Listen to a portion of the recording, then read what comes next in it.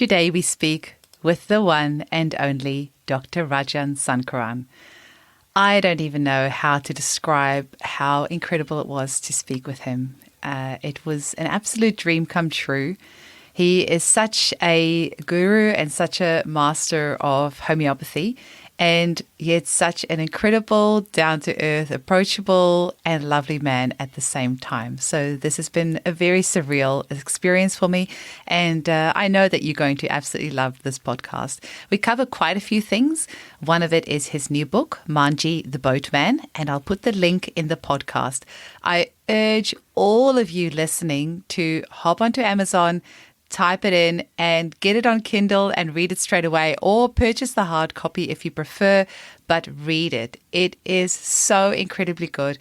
I've just found out about the book a couple of days before the podcast and downloaded it straight away and read it all in one sitting. It was around midnight when I finished and I couldn't put it down. It was so incredibly good. I don't even know how you would describe the book. I would say it's kind of like a spiritual handbook, I guess. It's meaning of life, existential type. If that's your vibe, this book will totally resonate with you. Just to read a little bit of an excerpt from the book for you. This is on page 183 of the book. Truth cannot be this simple, I thought to myself. That there are libraries full of scripture must mean that truth is more complicated than this. Monks spend entire lifetimes trying to reach there. Surely it cannot be that close. I asked him, what happens when one awakens to the truth? He replied, what is truth? The best way to define truth is, it is. The way to live the truth is to be who you are, to be aware of what you experience from moment to moment. When you have that awareness, you distance yourself from the experience and become the space where all experiences play out. What changes for you if you do that? I asked, wanting to know what I was going to get from this knowledge. He explained, on the outside, things will look the same. You will still go through highs and lows. You will still experience fear, anger, and emotions. You will still get agitated. The only difference is that you will know that at the deepest level, none of this is you. That while you live this life as an individual and play your role, you are not really that identity. You are presence itself. It is as if you are an actor playing your part to perfection while knowing that you are not the character you are playing. Will this realization solve all the problems that our mind and body go through as well? If I realize that I am not the mind or the body, can I stop paying attention to them and just be as a spirit? I asked. In the absolute sense, we are all the spirit. However, we have to also accept that in the relative sense, the body and mind are also real. So that will just give you a tiny little taster of this incredible book, Manjhi the Boatman. I think you will really like it. Rajan also speaks in this episode about another book that he has got out called From Shadow to Light. And this is about his work on whys. And he will be going into that as well. Also check out sampurnamhealing.com and check out his Raga Therapy app. And he's also got some meditation videos. So this will all be in the show notes. And yeah, have a listen. Some people have asked me in the past, by the way, I hear you talk about show notes. Where are they? If you click on the actual episode, wherever you are listening to this podcast, it will expand and give you more details about that episode itself. And if you really have trouble finding it, just send me an email, info@eugeniekruger.com. I also want to ask you a really big favor. If you are in any way able to support this podcast, please visit buymeacoffee.com/hangout. This podcast really does take me a lot of work, and I am now paying an editor because I don't have the time to edit this podcast myself. So the payment for the editor is coming out of my own pocket. It really would mean the world to me if you're able to make a one-off donation to this podcast just to help me pay the editor to edit an episode, and also the social media and everything else that goes along with creating something like this. Truly, it would mean so much to me. And if you want to become a patron of the show, and that will be a monthly donation of $5 a month, you're welcome to do that as well. That's also in the show notes. But yeah, if you're able to help me out, I would really appreciate that. Just visit buymeacoffee.com/hangout. Enjoy this very special episode. Welcome to the Homeopathy Hangout, where we discuss all things homeopathy from around the world. And now my mum and your host, Eugenie Kruger. Hello, homies, and a very warm welcome to Homeopathy Hangout. Today, we get to speak with the one and only Dr. Rajan Sankaran. It is such a huge privilege to have you here. Thank you so much for your time and welcome. Oh, thank you so much. Yeah. I wonder, can we just hop straight into your new book? And you were just asking me if I've read it. And Kashiti, who is on your team, she emailed me Monday night, today's Friday, and she said, Dr. Rajan has another new book. And I'm like, what? Another book? And it was about 8:00 at night. And I went straight on to Amazon and I downloaded it on Kindle and I read it in one sitting. It was about midnight when I finished, but I couldn't put it down. It is so good. Do you maybe want to tell our listeners a little bit about this book? It's called Manjhi the Boatman. And I think Manjhi means boatman in Hindi, right? Yes, right. Yeah. Do you, I mean, I could tell my version of the book, but maybe do you want to tell our listeners? Well, I would like to hear your version. Hear my version. Well, firstly, I love that you dedicated to Misha, and I love his photo on the front there, and I love that he's on that little wooden boat on the river, and I could feel him smiling on you with this incredible book that you've written. And if I had to sum it up, I would say it's kind of like a spiritual guidebook almost. And there's actually another homeopath that gave me a book as a gift a while ago. It is called The Prophet by Khalil Gibran. Your book kind of made me feel a little bit like that it's just this incredible spiritual lessons that somehow felt like it was completely new, but at the same time, my soul felt that it resonated with it. And this is something that I know within myself, but didn't know that I know. So you've got all these beautiful, beautiful lessons in there. And maybe I could just quote one of the lessons for our listeners, because I think anyone that knows your works, I thought this was a homeopathic book. So when I started reading it, I was really flabbergasted that it was just, I mean, there's homeopathic principles in there in a way, but it's just, about awareness and consciousness. One of the quotes I really love is, you wrote, the real guru is the one sitting within you. It is the deepest wisdom in your being. It is not even you. It is the higher consciousness that dwells in you. And when the mind is out of the way, the pure being shines in you as the guru. And I really love that, because we all have that in us, but it just need to kind of be reminded of that. Yes. Mm-hmm. And the other part I really loved is when you said about rolling down the grassy hills with Genshin Lama, because in your eulogy to Misha Norland, you said in there about Misha telling you, come on, let's roll down the grassy hill. So I kind of felt like maybe there was a little bit of Misha coming in there in the book as well. Yeah. So Misha has been a friend for the last 30, 40 years or something like that. And we had been very, very close. And in fact, the picture which I put on the book is something that I clicked when we were on a trip to Kerala in South India. And we had many journeys together, both geographically and spiritually. And in a sense, he was also one of the boatmen in my life. So that's the reason I dedicated the book to him. And in fact, when I was writing the book, chapter by chapter, I would send it to him by email. And he would review them and send it back to me and give his suggestions and thoughts. So he's very much a part of the book. And you will be surprised that when I completed the book and I wrote the final chapter and the whole thing was in one piece, and I sent it to him, I said, Misha, this is the whole book in one piece. And I never got a reply because that's the day he died. Wow.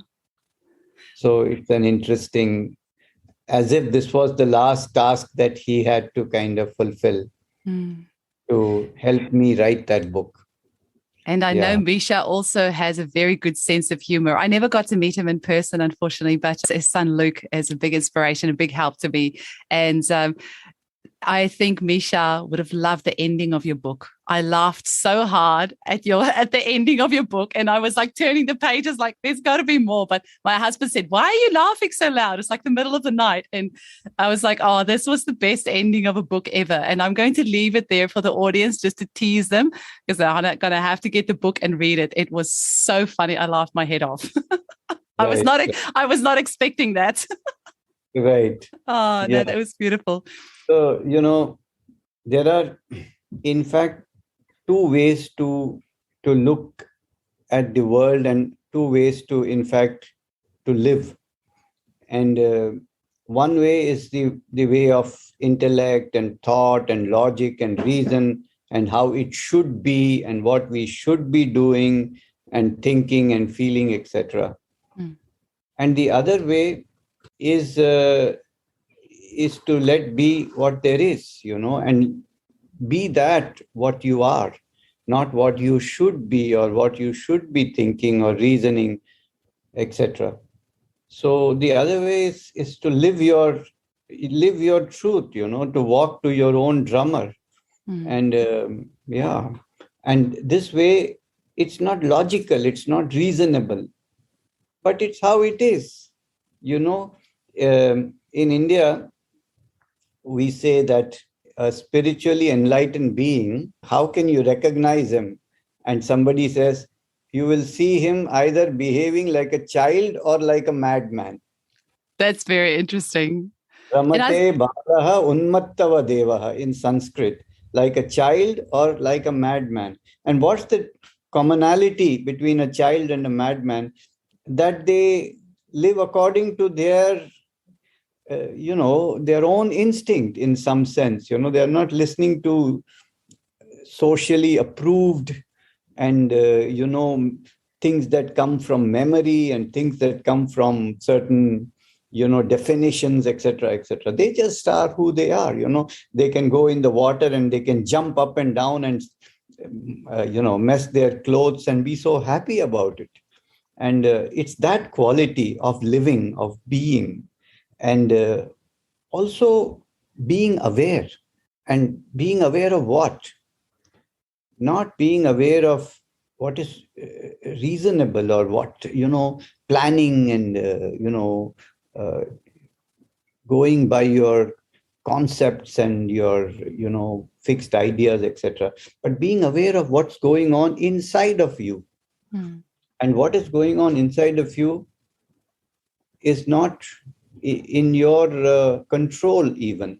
It is what it is, So there are thoughts and emotions and experiences and sensations, and all of this is it's like a river that is flowing inside you, coming and going, constant.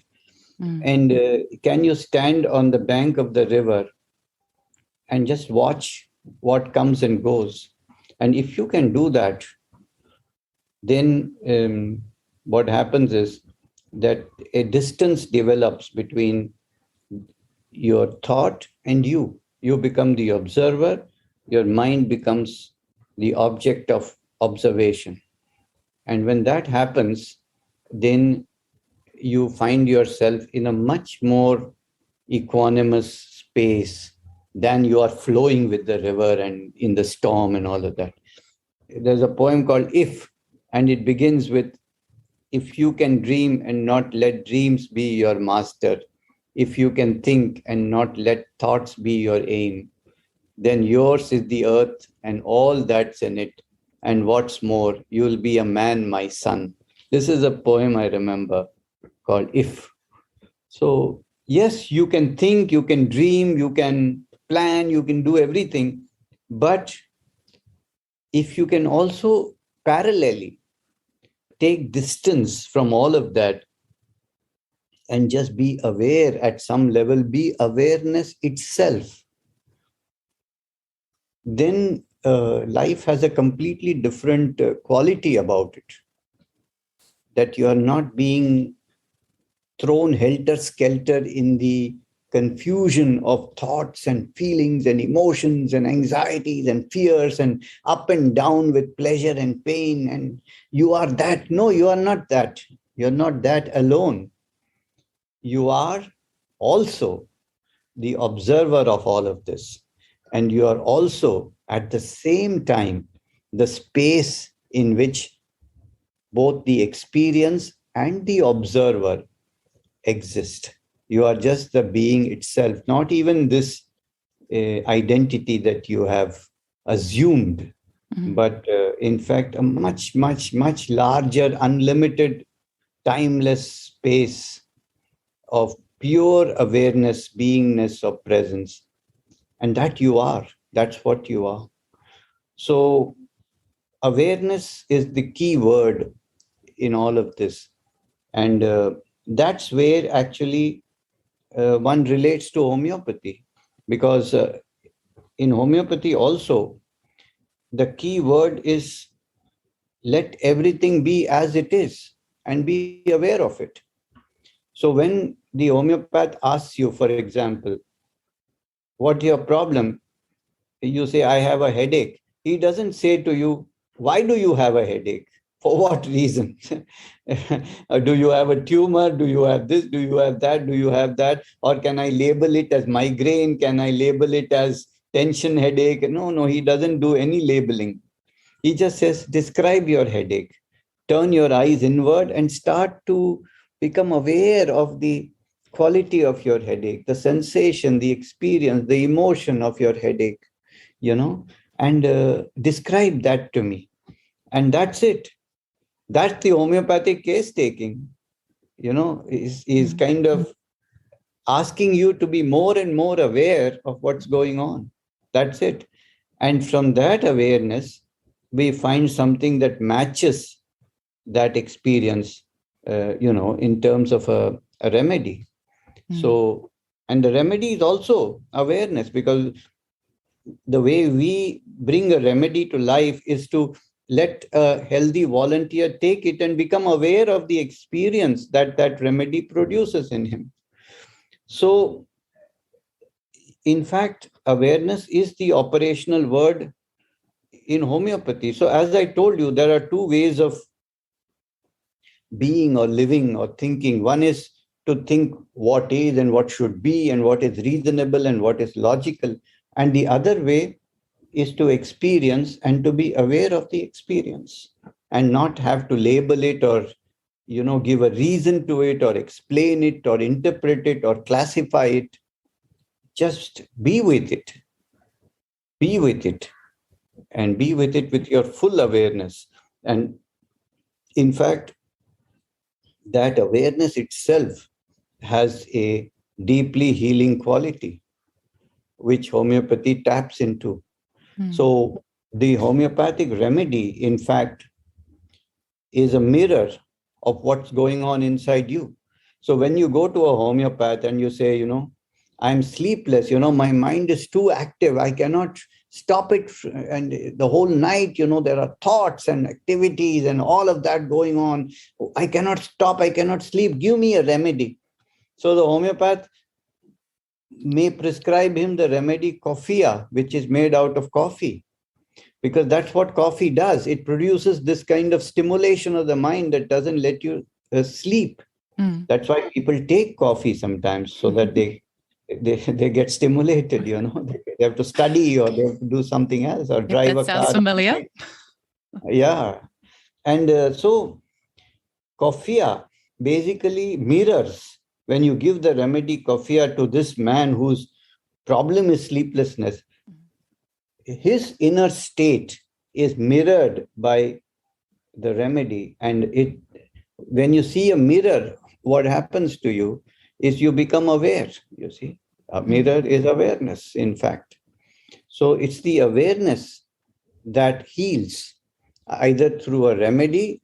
And in fact, that principle of healing through awareness or healing through mirroring is not limited to the homeopathic treatment alone or through the pills or through the homeopathic dosage or something like that.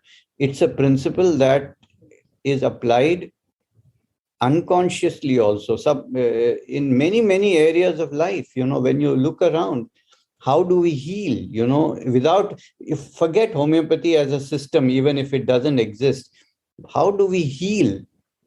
We heal through the homeopathic principle unconsciously. And that's really what, is worth looking at, because then you understand this principle of mirroring and awareness as the key to healing. There is a story which is told often in India, especially, that one woman, her child died, a young boy, he died. And this was the time of the Buddha. And she took the dead body of her young son and placed that body at the feet of the Buddha. And he said, you have to bring him to life. You are divinity. You can do it. And Buddha tried to convince her that it's not possible, but she was not, listening to him. And finally, the Buddha yielded and he said, yes, I am going to bring him back to life, but on a single condition, that you bring me a grain of rice from the house of someone who has had no grief.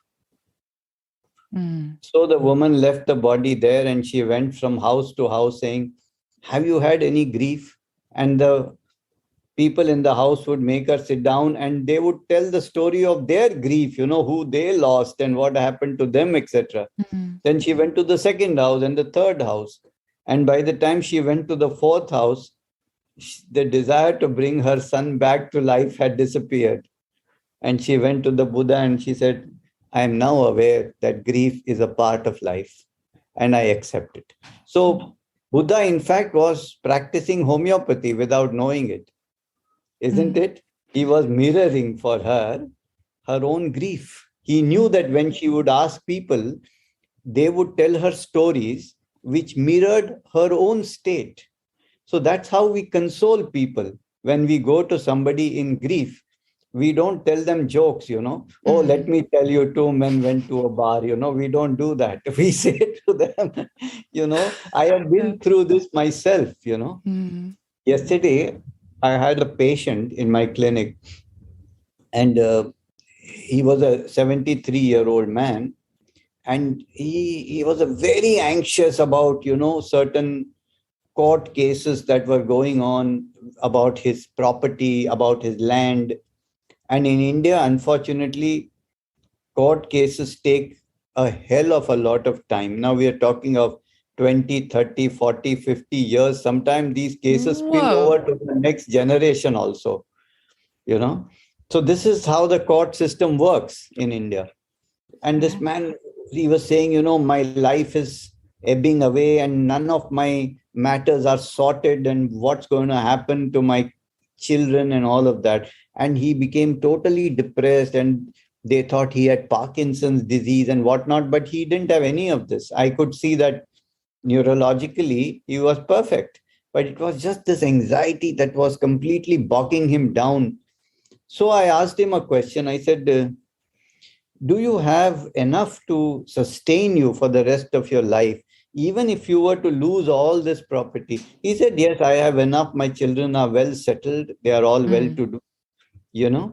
I said, then suppose I tell you that all this land is gone, okay? Would it make a difference to your daily life? He said, no, it wouldn't make any difference. I am quite okay. I said, then you're wasting your life thinking about that. And then I told him something funny.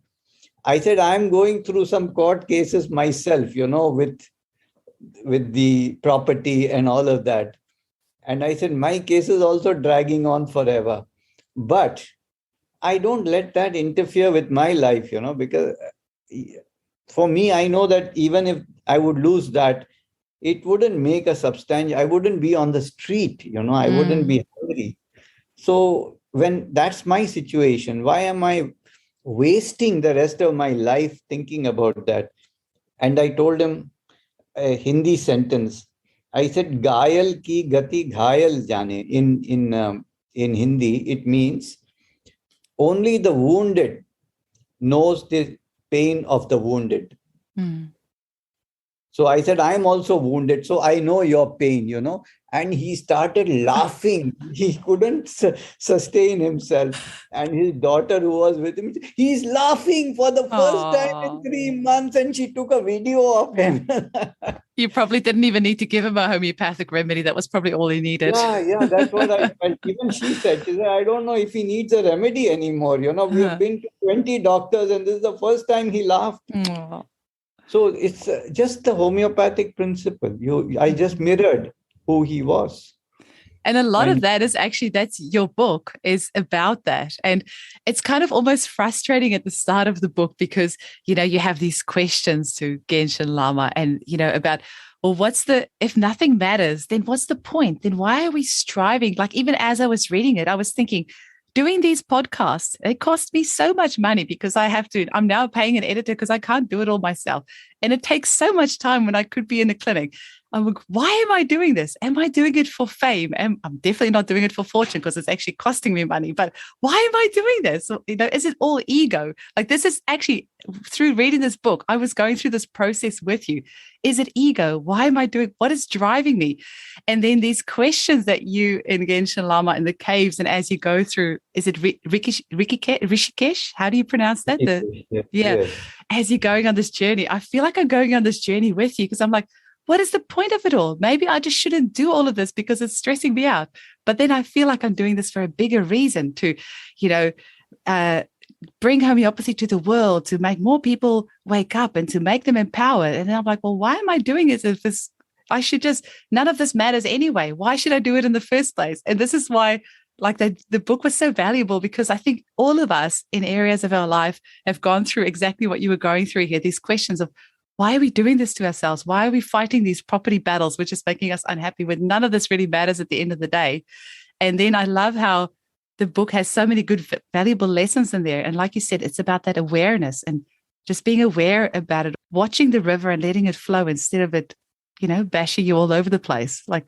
Because if you go down this existential path of what's the meaning of life, then sometimes it can feel like never ending. And it comes to the point of, well, what does it all matter? We're all, we're just all spirit and we're all going to die anyway. And so your book was so amazing in that respect that it has such wise, wonderful answers in there. It was actually also very practical as well.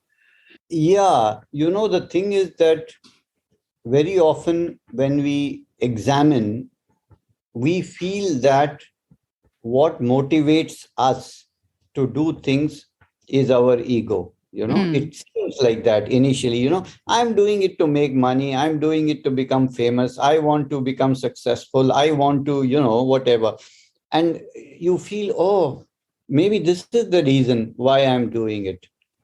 If you look, a little deeper at your own motivation, but when this ego itself dissolves by awareness, again, that's a spiritual awareness, isn't it?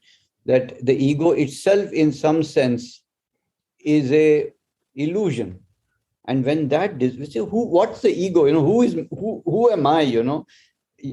I often say, 5 minutes after you're dead, you don't even have a name anymore. They call you the body, the body. Yeah, John Doe. Even your name has disappeared, So is that what your credit cards are of no use after that, really, you can't take them with you. So what are you doing this for, Yeah. So by that awareness, this motivation kind of dilutes. I can't say it goes away because still we are there. The ego will be there and it has a purpose and there is no problem with it. But it goes down, this motivation, and then the real motive why you're doing it becomes apparent. And that motive is basically that all things in creation are interdependent and they are co-creating their reality. And they are playing, each one is playing his or her or its role in creation itself, whether it is the sun, the moon, the stars, the mountains, the rivers, the fruits, the trees, the animals. Everyone is playing a role here. And we have to recognize what is our talent, what is our skill set, what potential do we have, and what role are we playing. If we can understand that, then we become equal to an apple tree or a river or a monkey or even a worm or an ant. They're all, and we doing the same. And if we can let go of our ego identity, then we simply merge with our role in creation. And that's a it's you will still do everything you're doing, but with a certain ease and no pressure, and with compassion also, isn't it? Because this role is a compassionate role. It's what you're contributing. The river is contributing, the tree is giving its fruit. Of course, it is taking from the soil its nutrients. It takes and it gives, it takes and it gives. And that's who we are. We take and we give, we take and we give. And nothing is for us anymore, And one day when our time comes, we will smile and disappear. And I think that's a very important distinction to make, because when you go down that existential path, it's so easy to just think, well, I'm just going to give everything away and go live in the bush, because what's the point of all of this? But what you're saying is, it's kind of keeping it in balance, like you say, giving and taking, and just watching the river flow, and just because it can be really hard when you go down this path of what's the point of it all. It would be so tempting to just go live in the bush. Why don't we all just go live in the bush? But I think that when you ask, what am I getting from this? Then you see your whole approach is different, because you may not be getting anything from it, or as you perceive it. But when you really ask, who am I and why am I here? Then these questions kind of disappear, because you are, as a part of creation, you are here, and you didn't choose to be here, and you are here like anything else, And that's it. I think then you actually fulfill your role in a much better way, because your mind is not clouded with what am I getting, what am I not getting, what I want, what I don't want. For example, we are doing this little talk together. If I start thinking, this talk perhaps is going to result in huge sales of my book, and people are all going to buy it, and then whatever, it goes on a bestseller list, and this and that and that and that, and then I create all this fantasy in my mind. And then you see, the way I talk to you is going to be very different. I'm going to think, am I talking to fulfill that particular, are my words going in that direction, then I'll say, okay, all those who are watching this show will get a 10% discount on my book and all of that. I go in a totally different direction.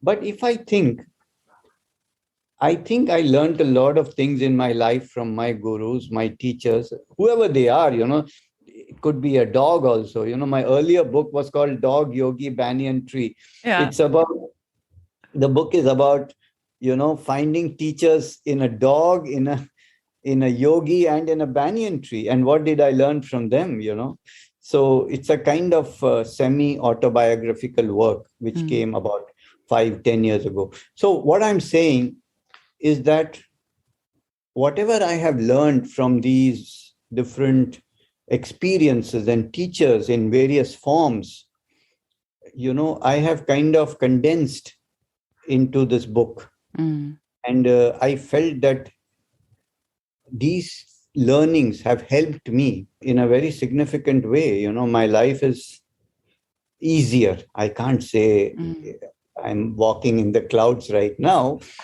I'm human, and I go through all the human trials and tribulations that are normal. But life is easier.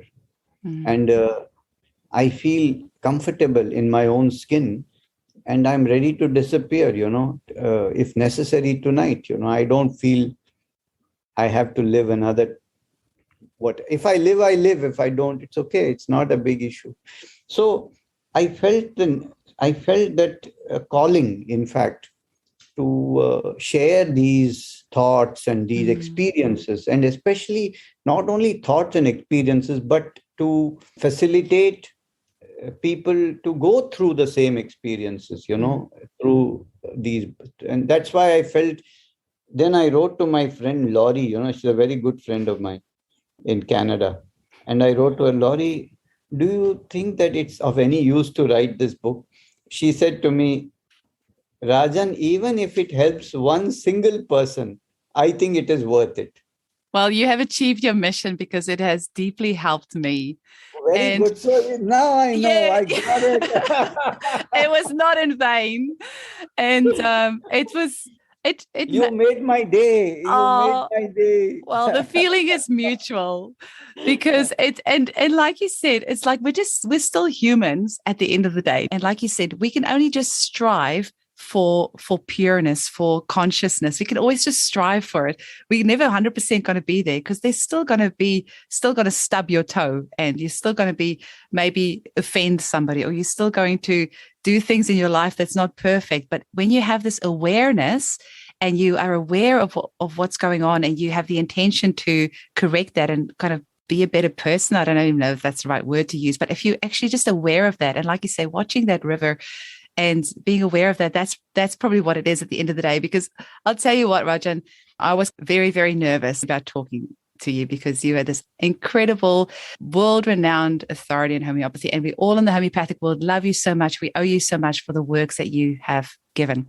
So I was trying to think of you've been interviewed probably thousands of times worldwide, and I was thinking, how can I think of some clever questions to ask you that you haven't been asked before? And then as I was reading your book, I was realizing this is all just ego coming in here. And I'm actually going to just follow the advice of your book and actually just let today be. Just let us chat and see what comes up. And I know that there's going to be somebody listening to this podcast that's going to get something from this. It's going to help them in their life.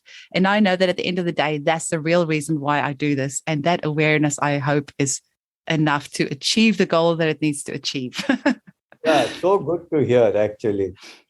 But by the way, your voice is very nice. You've got such a beautiful voice. Well, I think yours is nice too. And speaking of nice voices, this will be a nice segue for us into the raga. I didn't know you have such a good singing voice. Yeah. So, these ragas are basically Indian classical music melodies, which each raga is a kind of a pattern of notes. It's in the Western music, it's more linear, you go from A to B. But in Indian classical music, it's more cyclical. So you come back to the same point and you remain within the paradigm or the parameters of a melody. Each melody consists of specific notes that are sung in a specific way, and they're very repetitive also. I YouTubed you, and there are some beautiful videos of you singing ragas. It's really, really nice. And I had some of them playing in the background while I was working yesterday. It's beautiful. Yeah. So because I have been studying, classical music since a long time, learning, singing, etc. So I discovered that while there are like thousands of ragas in Indian classical music, there are 40 or 50 which are quite popular, well known. So I discovered that each raga has a specific state of being. It's like it produces in people a certain emotion, a certain experience, a certain energetic pattern, etc. So, and I thought, why not we can use this as a healing tool. And therefore, I did testing of 25 of these ragas on a set of people over the COVID time, because in COVID times, we had nothing better to do, sitting at home. So I got a bunch of people from all over the world, and we used to do that every week. We would do one raga. And that way, we collected data of 25 ragas, and I put that into a kind of an algorithm and created an app which is called the Raga Therapy app. So you can see that on Google Play Store, on Apple Store, with a capital R, that is the symbol of it, R. And if you go to that Raga Therapy app, it will ask you a series of 4 or 5 questions of how you feel and how you want to feel, and etc., etc. And if you mark your choices, then from the algorithm that is inbuilt, it will choose the right raga for you that matches your state, and I will sing that raga for you for about 15 minutes. That is And so cool. We'll yeah, definitely have the links for that in the show notes of this podcast. And it's right. through the Sampurnam Healing website, sampurnamhealing.com Well, / in Raga. Or you can Sampurnam, find the app in the App Store as well. Hey. you can find it in the App Store. If you want to read about it, you can read Sampurnam Healing, SAMPOORNAM healing.com. You will find, little notes about this app and how I came to it, etc. But just to tell you a very old story also, there was a emperor in India. His name was Akbar. He was a Mughal emperor, roughly in, you can say, 1500 or something like that. And he was a great connoisseur of the arts. And in his darbar, in his court, was a very famous composer called Tansen, who was almost like the Beethoven of India, you can say like that, And once it seems that Akbar had a lot of problems with his country, and it felt all very hopeless, and it was desperate for him. Things were not working out, and he came back very, very depressed and tired, and he called the composer Tansen, and he said, can you compose me something that can relieve me? And Tansen composed the melody called Darbari. Darbar means court, but he just gave the name Darbari. And when we did the proving of Darbari now, when we tested it out, you will be very surprised to know that the predominant experience of the testers or the provers was of great depression and hopelessness and heaviness. In homeopathy, we would link it to the remedy called aurum metallicum or gold. And that's what came out. So Tansen was a homeopath too. It was unbelievable that well, Buddha and Tansen and who knows who else, Most people are a homeopath, because I've never done this, but I've heard that if you have a very bad hangover, then apparently if you start drinking again, that helps your hangover. I've heard that. I've never tried it, but anyone who's ever done that is also a homeopath. So homeopathy is everywhere. It's everywhere. It is. I also found that homeopathy is also a part of, the world of art and painting, and the world of movies and stories and novels, and even humor. My next book is about humor, where I'm going to tell certain jokes from my own life, and I'm going to write an analysis of these jokes as to what is it that this joke mirrors in you that makes you laugh and heal. That's why they say laughter is the best medicine, because it has to be homeopathic. It has to bring some awareness. Yeah. Each jokes in a funny way makes you aware of something in you. Otherwise, it cannot provoke laughter. That's by laughing with yourself, you mirror. So I think humor is homeopathy too. And everything is homeopathy. In fact, when you read the news, when you see, violence, when you see what is happening, for example, today, in the world, in Ukraine or whatever, what does it do to you? Forget what's happening in Ukraine, but when you read that, what happens to you? What do you relate with? what experience do you get when you turn your attention inwards and not, not always what's happening there and what is this and what is this and what is that, but when you see something, when you or in a crisis in your own life, when you have a discord with, your partner or whoever, if you turn the mirror inside and see what does it do to you, then you throw light on your own internal pattern and which rules your life, and each one, it will be so different. If you talk to 10 people about Ukraine, you'll get 10 completely different viewpoints because each one comes from himself. So if you become aware of that, every opportunity in your life, every crisis, every news, every art, every movie, every joke becomes your homeopathic remedy. Well, maybe you've just given us a segue into the next part, from shadow to light. Yeah. Do you want to talk to us a little bit about that as well, and your the wise therapy? And you talked about, I actually called my staff. I said, you have to come and watch this, the part where you showed people the photo of Mount Everest and how it invoked all these, nobody is the same. Can you maybe talk to us a little bit about that? Because I know we're running short of time, but I would love for you to tell our listeners about your next level of work that you're going into, if we have time for that. Well, this is going on for quite some time already. Wise is a short form for witnessing inner song experience, which basically means you witness the pattern which is inside of you, which is an experience. It's not an emotion, it's not a thought, it's an experience, a bodily and emotional experience.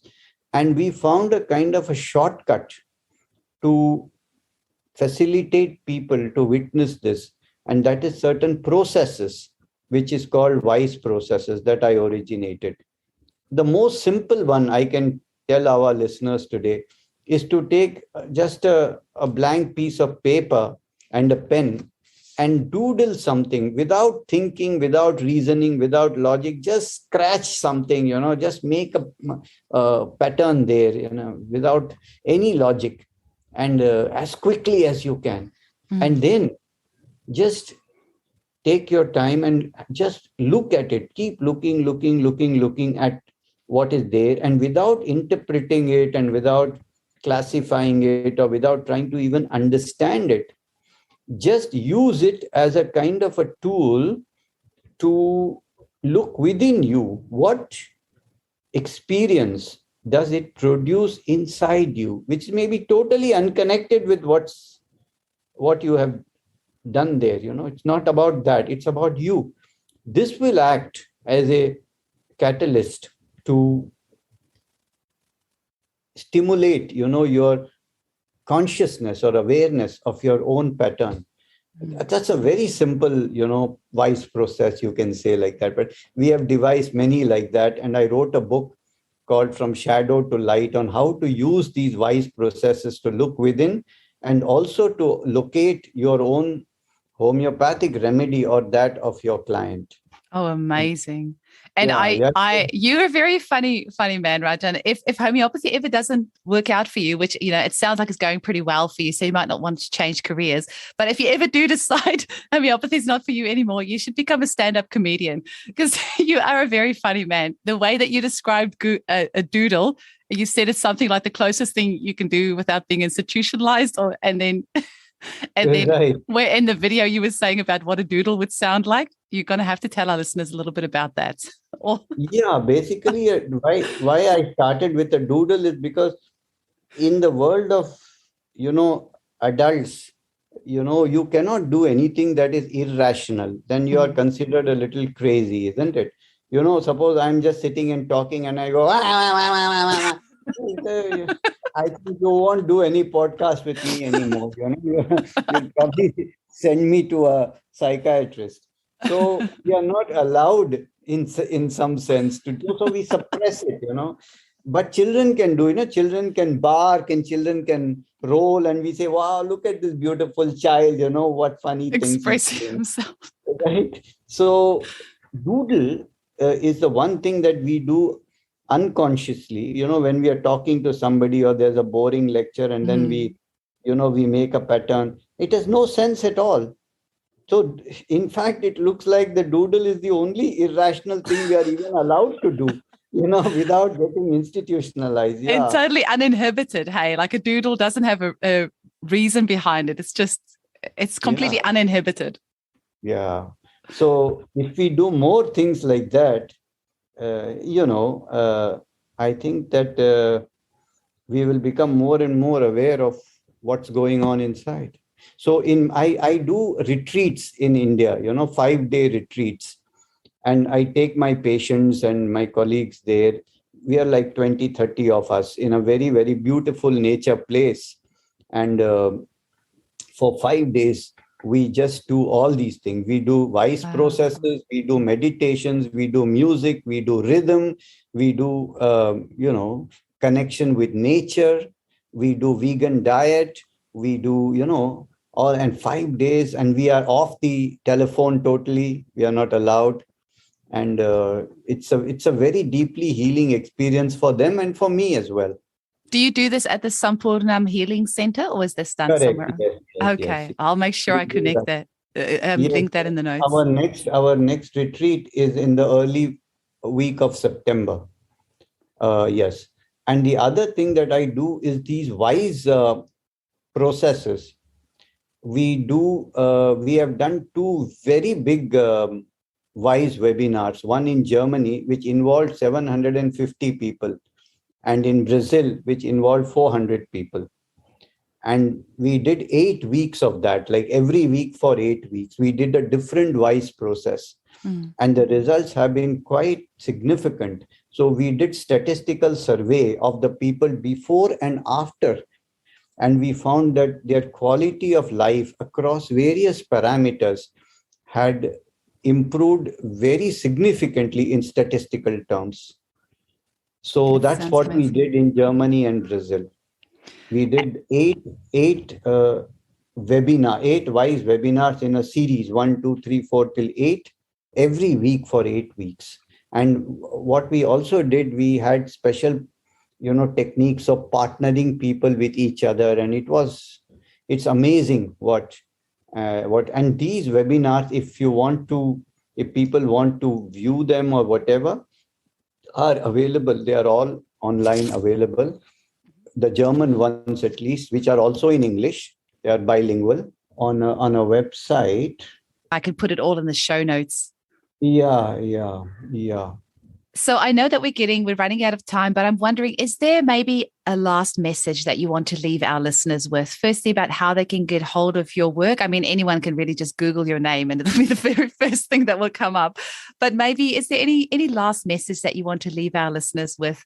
You see, if they want to get hold of my work, there are many possibilities. One is, as you said rightly, there are a lot of YouTube videos of mine. There are probably more than 250 YouTube videos, and they are all for free. And they are on meditation, they are on music, they are on homeopathy. Mm-hmm. So this is something that is easily accessible. Secondly, the book that I wrote now, Manjhi the Boatman, is available on Amazon, etc., etc. So it's easy to get. Mm-hmm. Thirdly, for people who are interested in my homeopathic work or the wise processes, there are books on that. One is The Shadow to Light, which I wrote just now. And I wrote about 25 books now, and on all aspects of my evolution. So that is available on my website, onlinehmp.com. I've got about 5 of them behind me, so I've still got 20 more to go. 20 books. Right. And recently, we have just launched something called the Sankaran Master Class for homeopaths who want to follow me from the beginning till this current level. We have a 5-module master class where I will be guiding students, mentoring them in a way personally. There's online content, mentoring online content, like that. So that is something I would highly, highly recommend, because if you follow one teacher from the beginning till the end, and my method is very comprehensive. It's not just about it's sensation or it's an something. Evolution. It's a comprehensive. I use repertory, materia medica, everything in sync, in synergistic way. So this course is very good. So there are a lot of possibilities to follow me. I'm quite spread out, you say, ubiquitous, you can say. Oh, Rajan, it was just so magical. There was one little, I don't, if it's a short answer, you can answer it. If it's a long one, not. But the son of your brother from another mother, Misha Nolan, his son, Luke, said to ask you how old you were when your father got you to repertorize your first case. Well, I think I'm probably about 12 or 13 years old when Wow. because those times there was no software, all that had to be done manually. So he would bring cases and he would say, just take these rubrics and find the remedy, etc. So I had to do that work for him. So I sometimes joke and I say, luckily child labor laws were not so strict in those times. Otherwise, I could have got him arrested, the way he...